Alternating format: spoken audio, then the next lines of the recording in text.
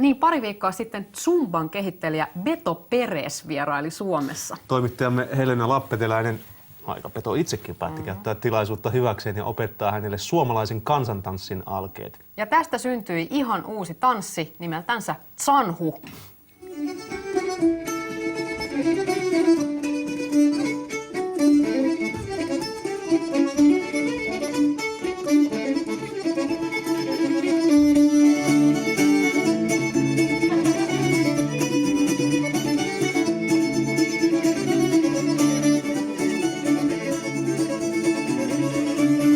Beto, would you like to try?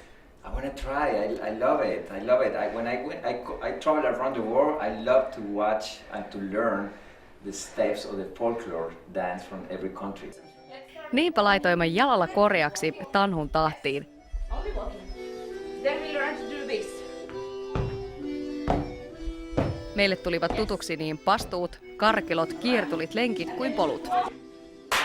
Kolumbialainen Alberto Perez innostui suomalaisesta kansantanssista siinä määrin, että hän päätti pyörittää minua vielä omatoimisesti lattialla.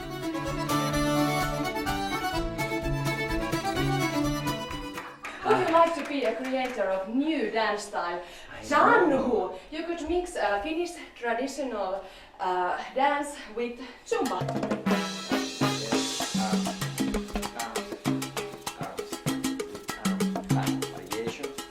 It would be Zanhu. I love it. It's Yeah. perfect. It's good workout.